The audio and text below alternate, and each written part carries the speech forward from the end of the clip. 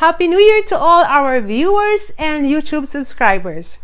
Welcome 2021 and welcome to Immigration Q&A with Attorney Estee.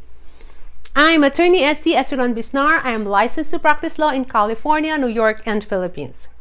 In this segment, I will answer one or two questions about U.S. immigration law. So if you have questions, feel free to email me at attorneyest@aceronbisnarlaw.com and I will do my best to answer your questions through this segment. Now let's get started with our questions. First question is from an email sent by Marie of Long Beach, California. Attorney Estee, I arrived in the U.S. as a tourist. Can I marry a U.S. citizen and later apply for adjustment of status to obtain my green card here in the U.S.? Thank you very much for your question, Miss Marie. Well, there's nothing in the law or regulation which prohibits a tourist from marrying a U.S. citizen. However, if a person applied for a tourist visa with the sole intention of marrying a U.S. citizen with no intention of returning to your home country because she knew she will apply for adjustment of status, then this situation is found to be visa fraud. So the key here is whether you have a preconceived intention to marry and file adjustment of status here in the U.S. This means you have to prove that your real intention was to tour the U.S. and that the decision to get married came only after you entered the U.S. Here are some tips. Number one, you should marry in good faith. This means that you are marrying because you love your boyfriend and not for the purpose of obtaining your green card. Number two, the timing must be right. If you get married a month or two upon your arrival in the U.S., this is a red flag. Know the 90-day rule, which is stricter than the old 30-60-day rule. As I mentioned earlier, your preconceived intention is relevant in determining whether you committed visa fraud. So how will the government know whether you originally intended to return to your home country or not? The USCIS used the 90-day rule to determine whether green card applicants misled government officers when they applied for their visas or when admitted to the U.S.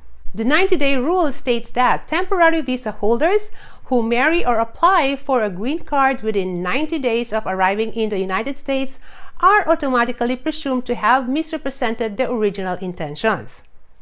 Of course, you may still be able to convince USCIS officers that your original intention was to tour around and visit relatives and friends, and that unexpectedly during the first 90 days, you and your boyfriend decided to get married. Well, this is not easy, so better understand this 90-day rule before taking actions. For our next question, an email from Bernardo R. of Fresno, California. Attorney Estee, is it possible for a crewman or one with C1/D visa who married a U.S. citizen to adjust his status in the U.S.? Generally, crewmen cannot adjust his status to that of a lawful permanent resident, even if a crewman is married to a U.S. citizen. There are very limited paths by which a crewman can obtain his green card. One is if the crewman falls under the Protection of Immigration Nationality Act Section 245I. If, for example, such crewman was the beneficiary of a petition filed on or before April 30, 2001, he is therefore not subject to the crewman bar. So, if you are a crewman, check if your parent or grandparent had an earlier petition which you are not aware of. This means, if you get married to a U.S. citizen, you can adjust here in the U.S. Number two, some individuals who entered with C1 visa were able to adjust here in the U.S. if they were misidentified as crewmen. A crewman is clearly defined under the law as a person who serves aboard a vessel or aircraft and whose intention in entering the U.S. is to pursue the calling of crewman. If you are able to prove that you are not a crewman under the definition of the immigration law, then you may be able to obtain your green card without need of returning to your country. Number 3.